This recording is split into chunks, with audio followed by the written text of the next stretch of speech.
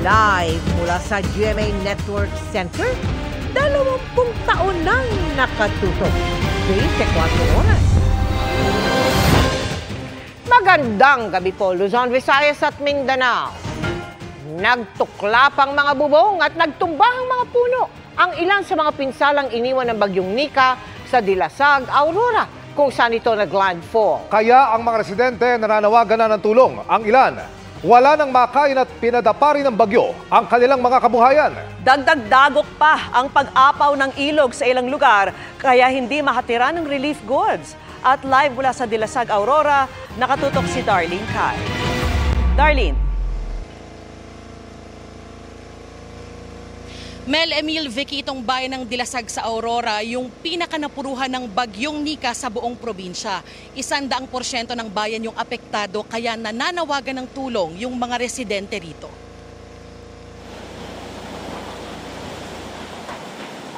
Ilang oras lang tumama ang bagyong Nika rito sa bayan ng Dilasag, pero panghabang buhay na trauma raw ang dadalhin ni Nanay Leonita. Nakagano na lang po ako kasi sobrang lakas. Tapos yung kinapitan ko naman po parang aangat siya, gumagalaw. Kaya yun, talagang natakot po talaga ako. Sa Dilasag naglandfall ang bagyong Nika kahapon ng umaga. Natuklap ang bubong ni Nanay Leonita. Sira rin ang isang bahagi ng kanilang bahay. Natakot na sobrang lakas ng hangin. Ngayon ko lang po naranasan. Kaya lang po nung nakaraan. Pero ngayon grabe. Sa palibot ng bayan, kitang-kita rin ang pinsala ng bagyo. Maraming puno ang natumba. Wasak din ang ilang bahay at istruktura. Tulad ng bahay ni Nanay Milagros at Tatay Felicissimo. Alala ko po kahapon, yung nangyari po, umiiyak nga po ako kahapon. Bakit po? Yun po, kala ko nga, pati yung bahay namin, umuuga. Sa lakas ng hangin. Nagdadasal po ako, sabi ko po, tama na po, sabi kong gano'n. Hinto mo na po, sabi kong gano'n. Sa takot ko. Umapaw ang ilog kaya na-isolate ang 3 barangay. Mataas pa rin yung level ng tubig at malakas yung agos dito, kaya hindi mapuntahan yung barangay Diagyan dito sa munisipalidad ng Dilasag sa Aurora. Pati yung mga motoristang papunta sa Dinapigue, Isabela ay hindi rin makadaan. Isolated din ang barangay Lawang at Ura dahil sa isa pang umapaw na ilog sa ibang parte ng bayan. Pero may ilang nangahas tumawid, tulad ng lalaking ito na may dalang bisikleta. Hindi rin alintana ni JP ang lakas ng agos ng tubig. Wala na yung takot sa akin kasi mapuntahan ko lang yung mga mahal ko sa buhay sa Dilasag para makumusta ko sila. Wala pong communication, ma'am. Pero may mga tulad ni Nixon na umatras. Sobrang lakas po ng hindi po kami makalusong, kaya mahihirapan po kami makapunta po sa kabila. Pinipilit po namin makontak sila ngayon, pero gawa nga po, sabi ko nga po, gawa po ng sila ay isolated pa, no, gawa po ng ilog, no, kahit naman po umaraw po ngayong maghapon ay hindi pa rin po kami makatawid. Parang sir, ang mangyayari, maabot pa lang sila ng relief tulong kapag medyo umupa na yung tubig, no? Opo, ganun po ang mangyayari.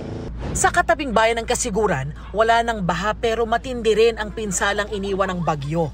Pinadapa ng malakas na hangin ang lahat ng 100 puno ng saging sa taniman na ito kung saan nagtatrabaho si Tatay Reynaldo. Umiyak ka man, wala rin tayo magawa, talagang bagyo. Aabutin daw ng 4 na taon pa bago tumubo at mamunga ang mga panibagong puno ng saging.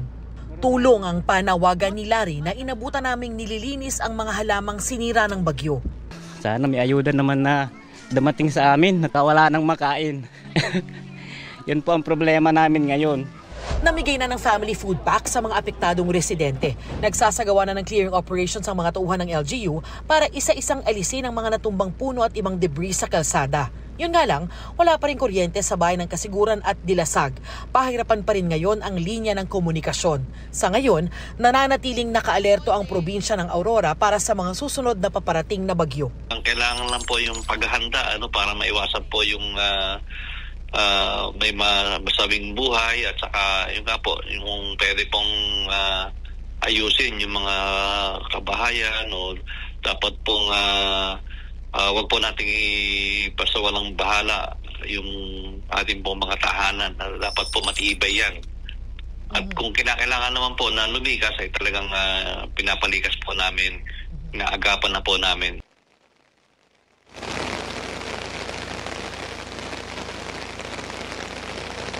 Vicky, nagsimula na namang bumuhos yung malakas na ulan dito. Samantala, sabi naman ng LGU ay maaari pa raw abutin ng 1 buwan bago maibalik yung supply ng kuryente dito sa bayan. Marami raw kasing pose ng kuryente yung nagtumbahan at hindi kaagad-agad maayos. Yan yung latest mula rito sa Dilasag, Aurora. Balik sa'yo, Vicky. Maraming salamat sa'yo, Darlene Kai. Iniwan naman ng bagyong Nika na nawasak o lubog sa baha ang maraming bahay sa Isabela. At bagamat may nagsisiuwi na at nag-aayos ng bahay, problema ang posible ring pagtama roon ng bagyong Ophel. Mula sa bayan ng Etiague, nakatutok live si James Agustin. James? Mel, ngayong araw na ito, mas tumambad yung pinsala na dulot ng pananalasa ng bagyong Nika. Dito po yan sa lalawigan ng Isabela. May mga umapaw na ilog, kaya naman hindi madaanan ang ilang tulay. Mga establishmentong natanggalan ng bubong, mga naputol na mga sanga ng puno, at mga kawad na lumaylay mula sa mga tumagilid na poste. Ilan lang yan sa pinsalang iniwan ng bagyong Nika sa Maharlika Highway sa Santiago City, Isabela. Sa Barangay Batal natanggal ang yero ng bahay ni Mang Amado, kaya pansamantalang nakikituloy ang kanyang pamilya sa kapitbahay. Ngayon lang daw nila ulit naranasan ng ganong kalakas na bagyo. Nung mga bandang 2:00 po, sir, biglang lumakas yung hangin. Yan, kaya nga po ganyan ang nangyari. Yung mga gamit namin, inilipat namin lahat daw sa likod ngayon. May ilang bahagi ng kalsada na abot binti ang taas ng tubig. Ang bahay ni Aling Lina at mga kaanak lubog pa rin sa baha. Kita pa sa pintuan ng marka kung gaano kataas ang tubig kahapon. Kahirap mga sir, kahirap. Wala kami pangbili ng kwan, ng yero, kahoy. Naalis lahat yung kusina namin. Andun, yung kwan niya, andyan kabilang bahay, yung nalipad na kahoy sa kayero. Abala naman sa paglilinis ng kanilang gamit si Gemma at kanyang mga pinsan. Umabot daw hanggang bewang ang baha sa kasagsagan ng bagyo. Ang hirap po sir kasi halos wala na pong maisalba na gamit. Lahat po mga bigas, ganun, mga damit po, basang-basa na lahat. Sa Etiague, kinailangan gumamit ng bulldozer para maigilid ang isang malaking puno. May mga bahay na nawasak, kabilang na ang kay Aling Leticia. Ang hirap talaga, nag-iyak-iyak pa ako kahapon dahil mga apo ko wala kung saan po inaano. Sana nga po may makapansin sa amin at makatulong po. Ang mister naman ni Charmaine abala sa pagsasaayos ng nasira nilang bubong. Una-una lang po yung mga bata na nilikas na lang po. Tapos nung kami po kasi tinitignan po namin yung ibang gamit. Kaya inayos pa po namin. 3 tulay pa ang hindi madaanan sa Etiague, kabilang na ang patungo sa bayan ng San Isidro.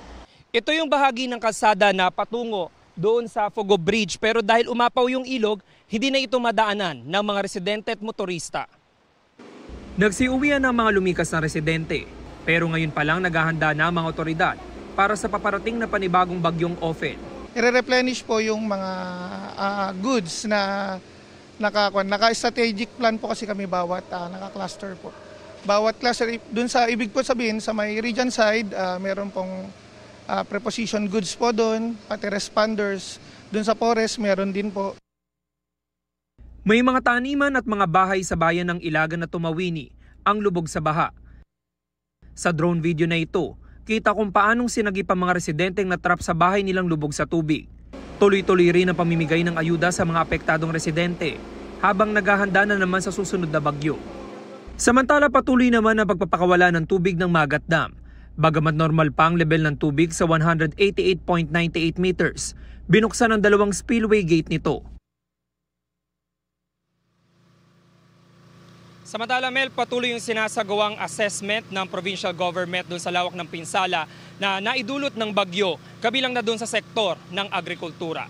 Yan muna yung latest mula dito sa bayan ng Etiague sa Isabela. Balik sa iyo, Mel. Maraming salamat sa iyo, James Agustin.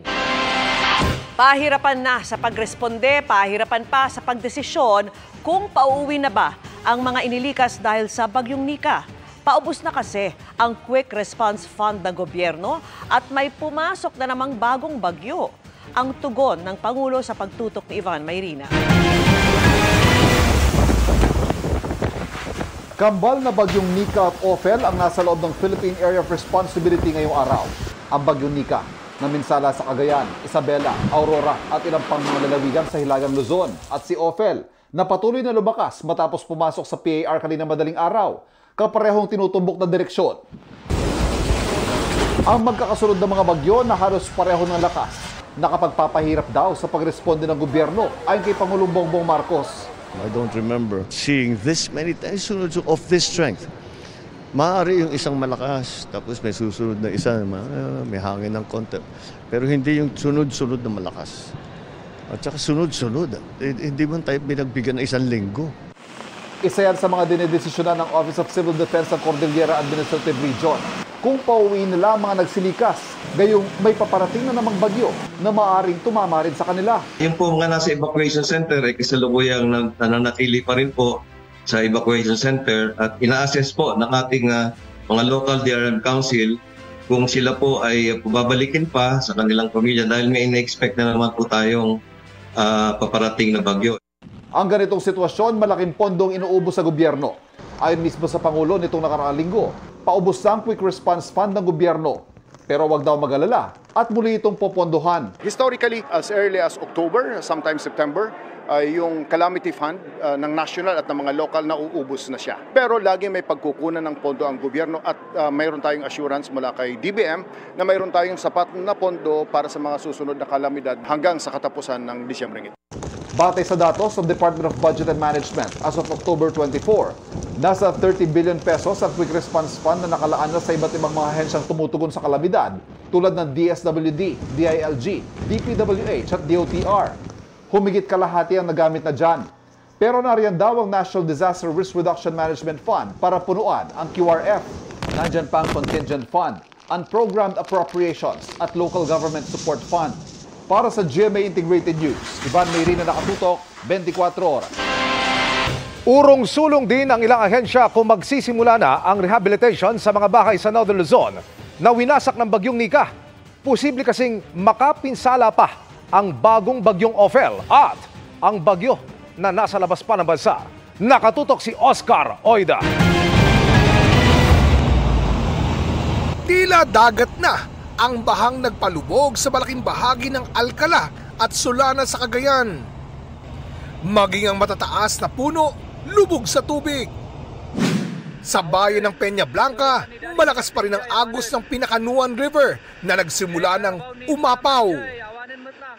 Bagamat umaayos na ang panahon sa lalawigan, marami pa rin apektado lalo sa may Centro Gis sa Tuguegarao City. Halos bubong na lang ang makikita sa ilang bahay, kaya nasa evacuation center pa rin ang marami, partikular yung mga nakatira malapit sa Cagayan River at iba pang kritikal na lugar.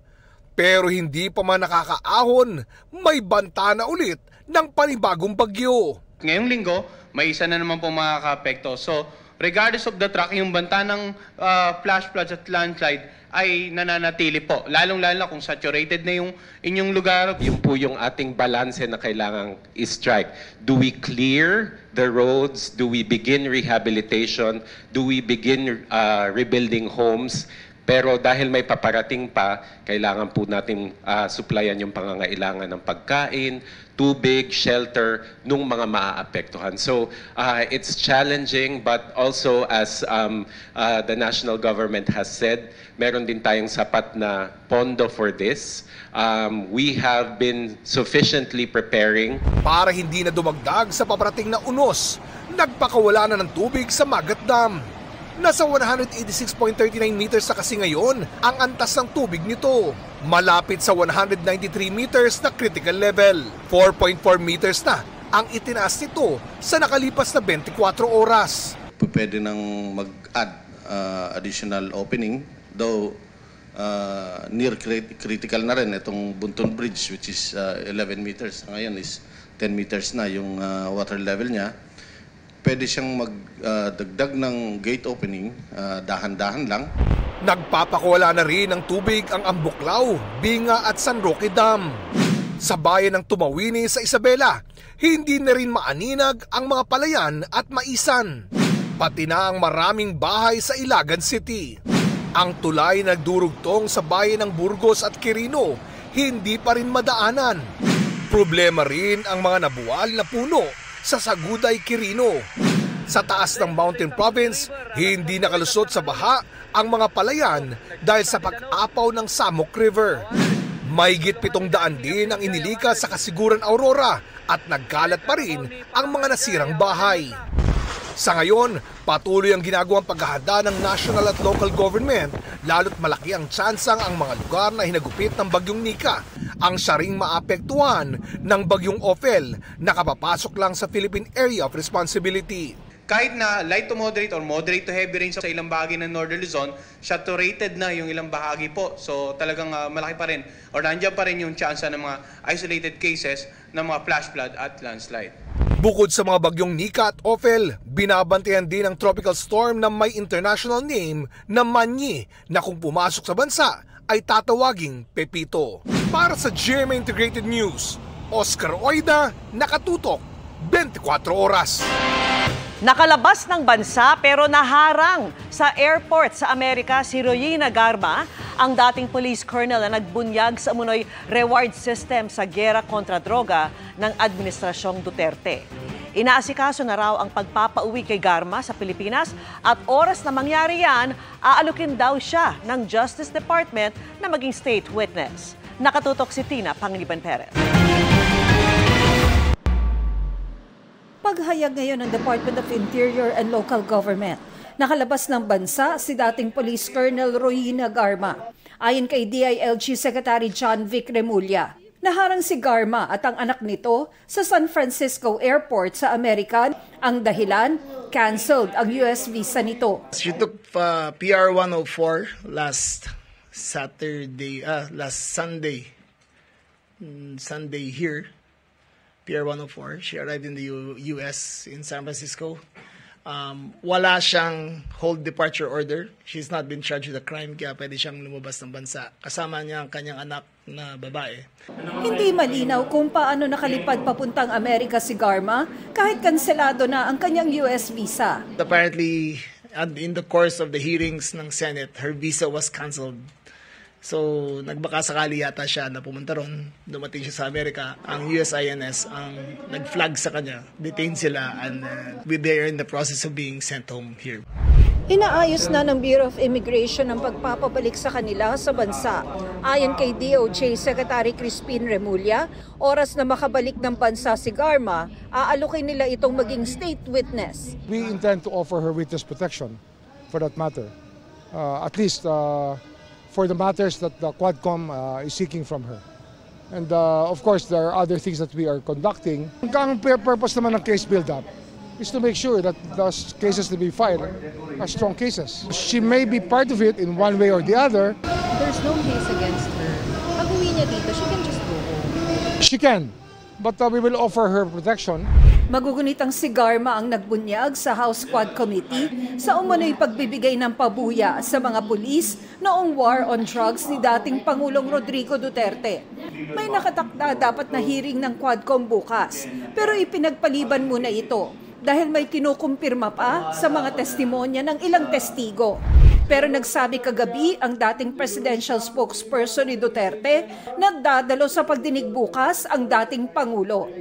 At nang malamang kanselado ito, sabi ni Panelo ngayong araw, tutungo pa rin daw si Duterte sa Kamara bukas upang komprontahin ng Quadcom sa pagpapaliban ng pagdinig nang hindi raw sila inaabisuhan. Gusto raw ng dating Pangulo na mag-schedule ang mga mambabatas ng 10 araw na marathon hearing. Pero sabi ng Quadcom, wala naman daw kumpirmasyon silang natatanggap na dadalo dapat sa pagdinig bukas si Duterte. Ang mga nauna raw nilang imbitasyon, inisnab naman daw lahat ni Duterte. We're supposed to have a November 13 hearing, but we decided to cancel it yesterday. Ngayon sasabihin na pupunta. Ano ba talaga, kuya? Hindi rin daw totoong wala silang abiso sa kampo ni Duterte dahil nagpadala daw ang Quadcom ng sulat sa kanya na postponed ang hearing bukas. Kagabi rin daw, nag-message ang isang tauhan ni Duterte sa Quadcom para sabihing natanggap nila ang abiso at gusto raw ni Duterte makumpirma kung totoong kanselado ang pagdinig. Sa social media lang daw nalaman ng mga kongresista na balak ni Duterte na humarap sa Quadcom bukas. Bakit sa social media namin kukunin yung confirmation, di ba? I mean, kami naman, sumusulat naman kami officially. Hindi namin inaano sa social media na, iniimbitahan namin si dating Pangulo. Sa tingin ko, sinadya yun. Kasi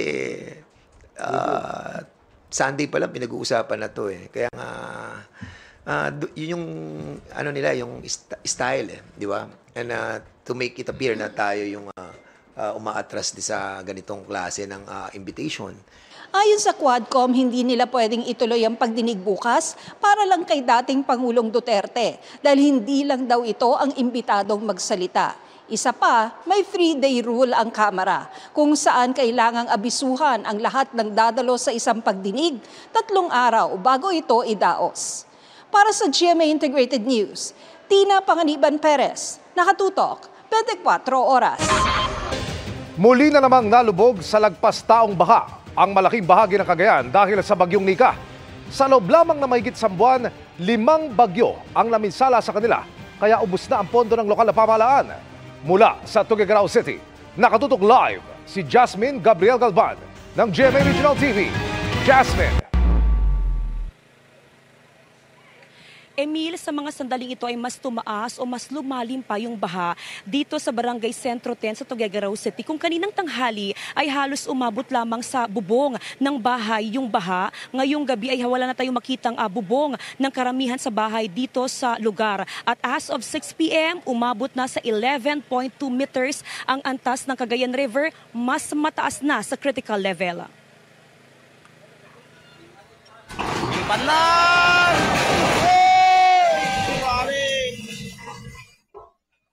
Tuluyang gumuho ang bahay na ito matapos tangayin ng rumaragas ang ilog sa Barangay Taguntongan sa Bagao, Cagayan kagabi. Walang tao sa loob dahil nasa Tuguegarao City ang may-ari ng mangyaring insidente. Isa lang yan sa 4 na bahay na gumuho sa lugar kagabi. Mula sa bundok naman ang tubig na rumagasa pababa sa mga bahay na ito sa Sitio Marus, Hacienda, Intal. Damay din ang Kamunayan Daycare Center. Nagdala kami ng food packs, non-food items, kitchen utensils, mga kumot po, then bigas. Kabi-kabi lang ang pagbaha sa iba't ibang bayan sa Cagayan, tulad sa bayan ng Solana at Alcala. Kabilang sa binaha ang palengke ng bayan ng Solana. Habang sa bayan ng Gonzaga, kinailangang i-rescue ang mga taga-barangay Santa Clara. Abot tuhod naman ang baha sa Kinawigan Elementary School sa bayan ng Bugay. Sa Tuguegarao City, mabilisan naman naghakot ng mga gamit ng mga tindera dahil sa mabilis na pagtaas ng baha kahapon. Tulong-tulong ang mag-anak na ito na maisalansan sa kahon at maisakay sa kanilang sasakyan ang panindang mga grocery. Kaya konti lang po yung gamit kasi hindi pa talaga kami nagbalik po ng mga gamit. Po kasi nung huli po, 30 to 45 minutes lang po, nandyan na yung tubig. Isinakay rin sa garong ang refrigerator. Pagkatapos ay mga panindang gulay. Mabilis po kasi yung dalo dito pagka nag-open po yung dam, diretso na po rito. Paspasan din sa pag-aayos ng gamit ng mga residente para di abutan ng bahang karaniwang lampas tao. Po, mamaya maglilikas na po kami, ma'am. Yun, napapake na po namin lahat yung mga karga po namin. Dahil po, luwakas daw yung tubig. Pagsapit ng umaga, halos abot bubong na ang baha. Sa mga tent sa kalsada na natulog magdamag ang ilan. Hirap, ma'am eh. Pataas-pataas na naman yan eh. Kaya tignan mo yung karga namin. Ang dami namin karga, ma'am. Halos nahihirapan na sila sa nangyayari. Naapektuhan na po nila yung pang-araw-araw na kabuhayan nila. 21 barangay ang binaha sa syudad, habang mahigit 3,000 ang nasa mga evacuation center. Doon muna sila kahit humupa ang baha bilang paghahanda na rin sa parating na bagyong Ophel. Huwag muna pauwiin kasi ang hirap i-evacuate sila. The problem is not going back, but evacuating them. Pag dumating na naman yung bagyo, for sure na baha, problema tayo. Bukod sa mga binahang tulay at kalsada, problema rin ang kawalan ng kuryente sa mga bayan ng Lasam, Abulog, Rizal, Santa Ana at bahagi ng Tuguegarao City.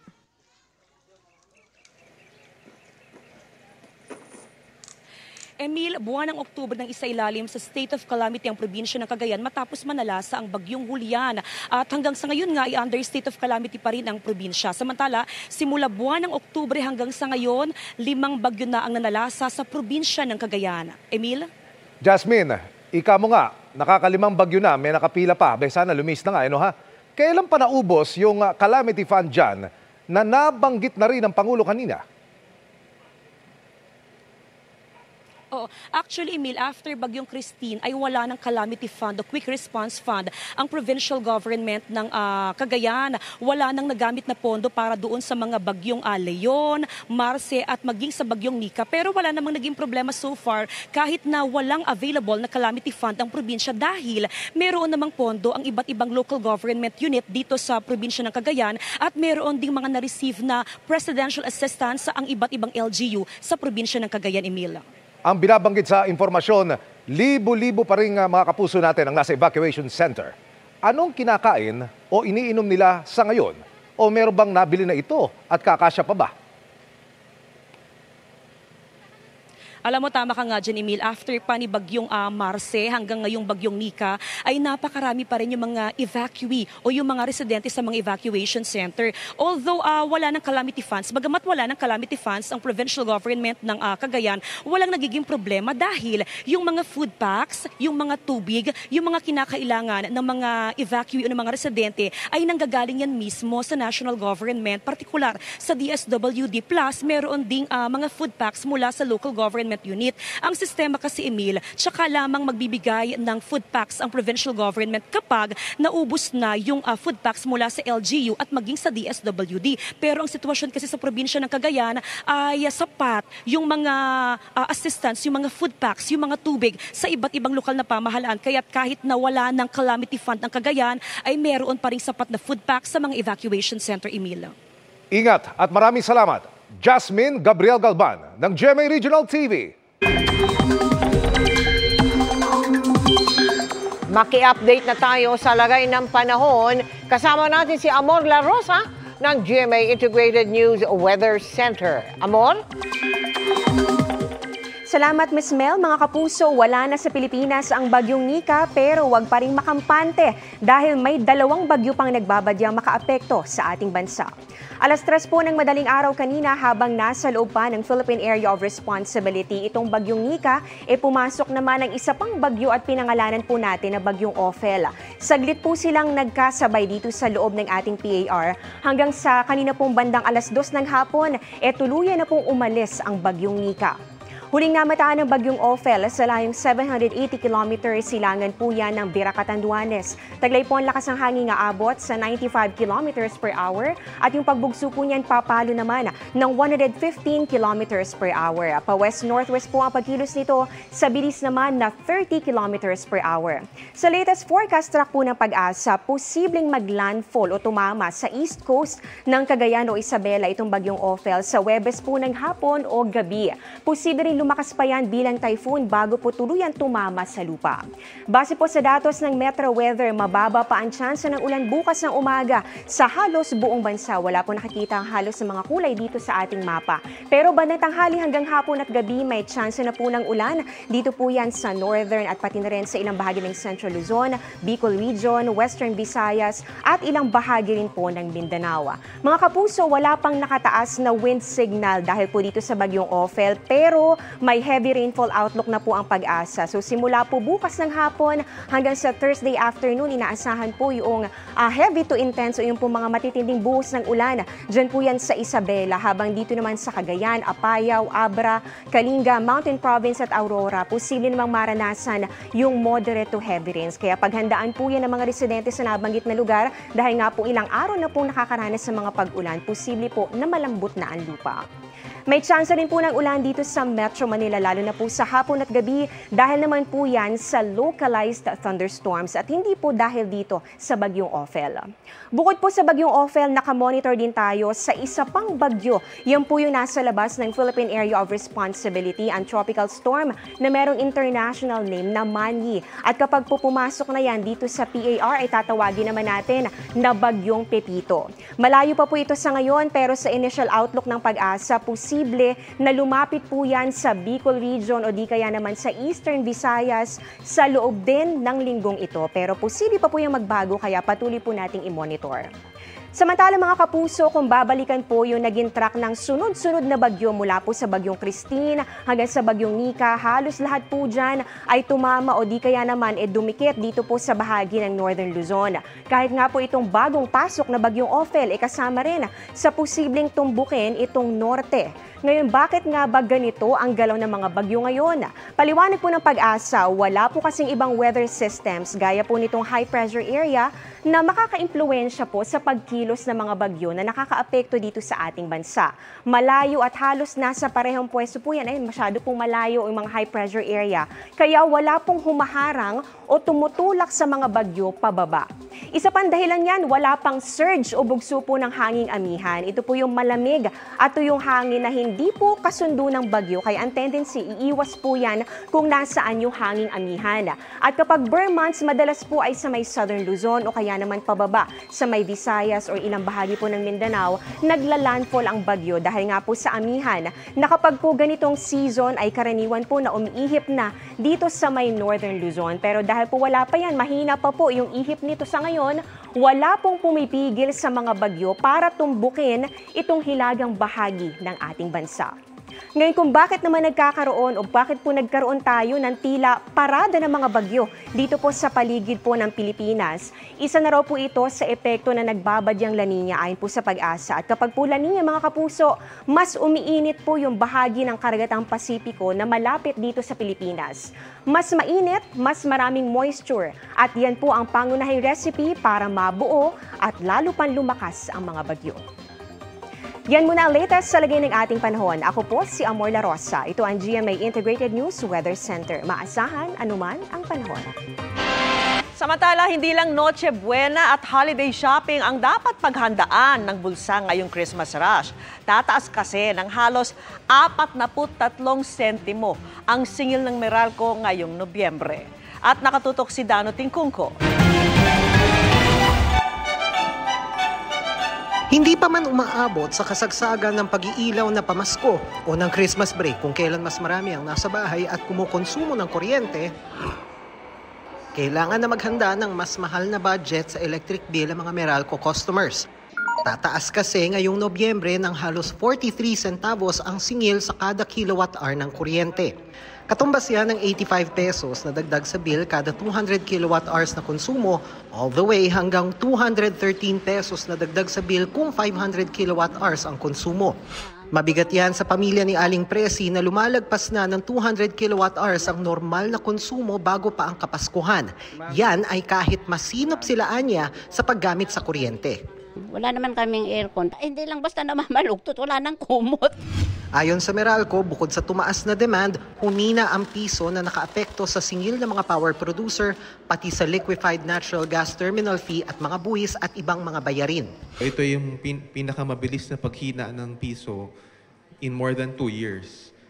Marami sa ating cost ng generators ay dollar denominated. Sa katulad ko na senior na, walang trabaho, ay talagang napakabigat yan para sa akin. Kumbaga sa napakabigat na tataas na naman ang bill natin sa kuryente. Paano na? Hindi pa masabi sa ngayon ng Meralco kung paano gagalaw ang presyo ng kuryente sa Disyembre. Bagamat mas dadami ang mga ilaw at dekorasyon, party at reunion, mas malamig naman ang panahon kaya pwedeng mabawasan ang paggamit ng mga pampalamig. We'd rather wait until the final bills from our suppliers come in. Although the weather is cooler, increased activity in terms of the usage of electricity may also come in.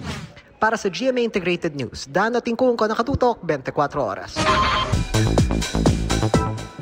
Mga kapuso, bukas na mapapanood ang continuation ng love story ni Joy and Ethan sa Hello Love Again. At ngayon pa nga lang, damang-dama na ang excitement sa star-studded premiere night ng pelikula ni Alden Richards at Catherine Bernardo. Live sa Mandaluyong, makichika tayo kay Aubrey Carampel. Aubrey? Iya, finally, after after 5 years, matutunghayan na natin ang pagpapatuloy ng love story ni Joy at Ethan ngayong gabi sa world premiere ng Hello, Love Again. Isa-isa nang rumampa sa red carpet ang celebrity guests and attendees. Kasama na ang ilang opisyal ng Kapuso Network. Ilan sa ating namataan si GMA Integrated News Senior Vice President and Head of Regional TV and Synergy Oliver Victor Amoroso. Spotted din sina Barbie Forteza at Jack Roberto. Sparkle star Sofia Pablo with Allen Ansay at Betong Somaya and Althea Ablan. Dumating din ang family sina Alden at Catherine. Nandito na rin ang cast at ang direktor ng movie na si Cathy Garcia Sampana. Full support din ng fans na talaga namang napakataas ang energy. Karamihan sa kanila maaga pa lang nandito na para mag-abang sa mga bida ng pelikula na sina Catherine Bernardo at Alden Richards. Excited na raw silang malaman kung ano nga ba ang nangyari kina Joy and Ethan na unang nag-hello sa Hong Kong pero pansamantalang nag-goodbye. At ngayon madudugtungan na ang kanilang love story dahil mag-hello again sina Ethan and Joy or Marie, this time sa Canada naman. Ang Hello Love Again ay collaboration ng Star Cinema at GMA Pictures na sequel ng 2018 blockbuster film na Hello Love Goodbye. At bago natin panoorin ang pelikula ngayong gabi, mag-hello again tayo sa mga bida ng movie. Kasama ko sila Catherine Bernardo and Alden Richards. Nasa na si Catherine at syempre si Direk Cathy Garcia Sampana. Hello! Yes. Alden, Direk! Yes. Excited now? Would you like to invite? Eto na si Catherine. Joy is gone talaga, literal. Joy is here! Oo, Joy is here na. Okay, would you like to invite everyone, no? Yes, sa lahat po ng mga kapuso and sa lahat po ng mga excited na mapanood ang kwento muli ni Joy and Ethan, ito na po, bukas na.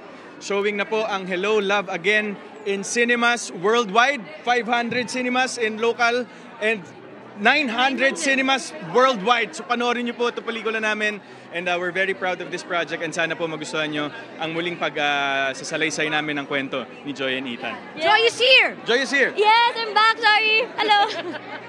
Ano ba? Invite her. Yes, of course, this is it. Maraming salamat sa lahat na nagpakita ng suporta ever since we announced the movie, sa lahat ng mall shows, sa lahat, sa habang nagsushoot, and ngayon sa premiere night. Ito na, ready na kami mapanood ulit si Joy and Ethan. Sana kayo din. So please support the movie. Tomorrow, showing na po in over 500 cinemas nationwide. Direk Cathy, handa na ang tissue namin. Let's fall in love again. Let's go. Ayan, Iya, bukod sa pagpapalabas bukas ha, ngayong gabi, no, 12 midnight, magkakaroon sila ng screening. So bukod pa yan sa bukas na regular showing sa cinemas and soon, worldwide. Yan muna ang latest. Balik sa'yo, Iya. Maraming salamat, Aubrey Carampel. Pinalaga ng Philippine Coast Guard ang pinakabagong insidente ng pangharas ng China sa mga mangingisdang Pilipino sa Sabina Shoal. Tiniyak din nilang hindi ito inabandona kahit sabi ng ilang mangingisda. Walang puwersa ng PCG sa lugar. Nakatutok si Joseph Moro. Kinumpirma ng Philippine Coast Guard ang pangharas ng China Coast Guard sa mga Pilipino mangingisda na papasok sana sa Sabina Shoal o Escoda Shoal nitong Oktubre.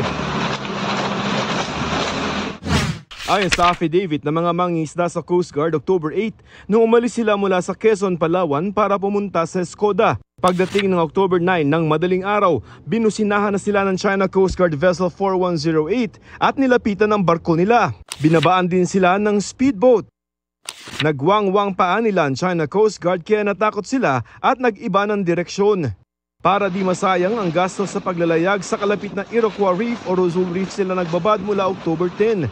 October 17 ay nagtangka ulit sila na pumunta ng Sabina Shoal. Pero habang papunta ay may nakita silang barko ng Chinese Navy. Malapit sa Sabina Shoal, nilapitan ulit sila ng China Coast Guard. Binawala ang mangisda doon kaya natakot at bumalik sa Quezon, Palawan.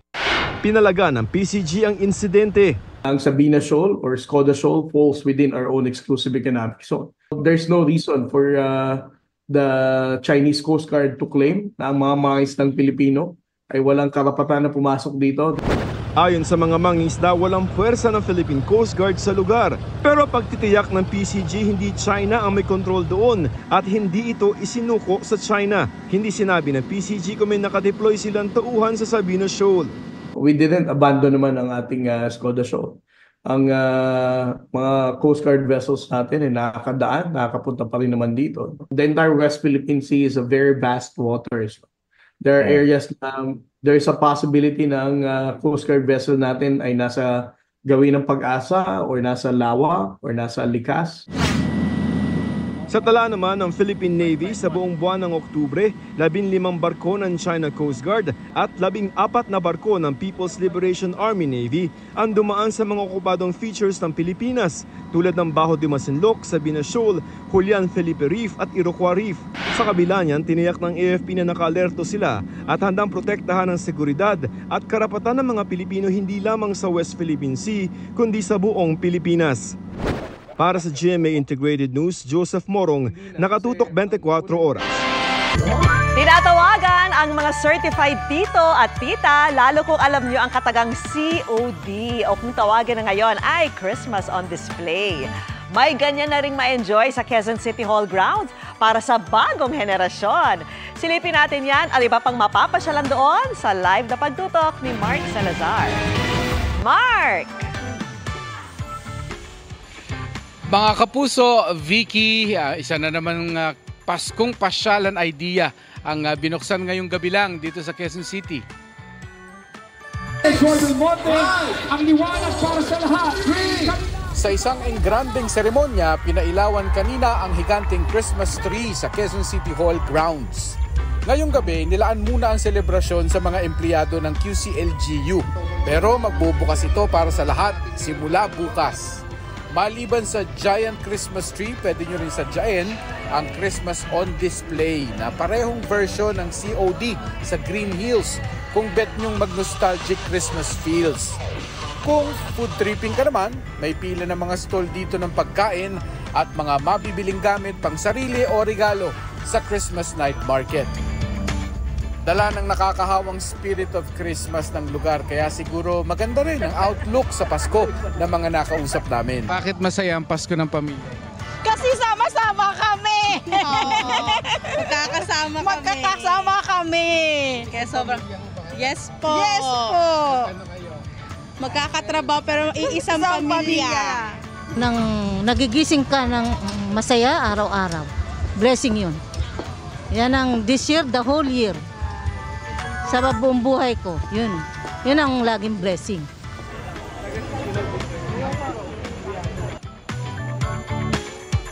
Sa mga hindi pa nakakaalam, tapos nagpaplano ho kayong pumunta rito, itong Quezon City grounds, Quezon City Hall grounds, meron itong yung daanan sa ilalim papunta doon sa Quezon Memorial Circle. Kung ang concern ninyo ay parking, napakalawak ng parking sa Memorial Circle.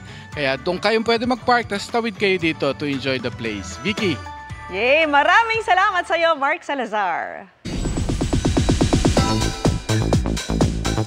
Tom Rodriguez is a proud dad. Kasabay ng pag-amin ay iflinex pa niya ang sketches ng kanyang 4-month-old son na kanyang greatest source of inspiration ngayon.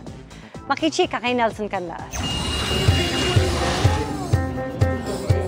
Mapupungay ng mga mata, nakakakilig na kakyutan, at nakakatuwa na ngiti na may dimple pa. Ang mga sketches na ito, drawing ng 4-month-old son ni Kapuso leading man Tom Rodriguez. Nanahimik man daw siya ng ilang buwan, hindi raw ito nangangahulugan na itatago niya ang kanyang bagong source of joy. He's my greatest source of inspiration and very kasi I never hit naman. He's 4 months today. Inisip ko if I want to keep it to myself or not. Corbin, sige. Corbin. K-O-R-B-E-N. Because David's covenant with the Lord was his broken soul. So, and he brought it back to him. Parang binuo niya uli. So, Corbin is an anagram for broken. Sketches daw muna ni Baby Corbin ang kanyang ilalabas para na rin sa privacy ng kanyang mag-ina na hindi taga-showbiz at nasa Amerika ngayon. Nagpaplano na raw sila kung paano at saan sila magse-settle down para mabuo ang kanilang pamilya. Just Daddy will do everything he can to make sure that he's well, not just in mind, body, spirit. So hopefully I can be a great example for him. So that's what I strive for. Strive to be a good person pag nadapa tayo, you keep going back up, dust your knees, try to live a righteous life pa rin. You know, we all make mistakes, but we keep moving forward. Back to his regular grind na si Tom. Bukod sa afternoon prime series na Lilet Matias, Attorney at Law, ipapalabas na rin ang reunion movie nila ni Rian Ramos na Wag Mo Kong Iwan. Our last one was 2014 pa. We're so excited. It's so peculiar because you're essentially the same but different people. Parang years have passed, so much has changed, and yet at the same time, something always remains. Nelson Canlas, updated sa Showbiz Happening. And that's my chika this Tuesday night. Ako po si Iya Arellano. Miss Mel, Miss Vicky Emil. Salamat sa iyo, Iya. At yan ang mga balita ngayong Martes. Mga kapuso, 43 days na lang, Pasko na. Ako po si Mel Tiangco. Ako naman po si Vicky Morales para sa mas malaking misyon. Para sa mas malawak na paglilingkod sa bayan, ako po si Emil Sumangil. Mula sa GMA Integrated News, ang News Authority ng Pilipino, nakatuto kami 24 oras.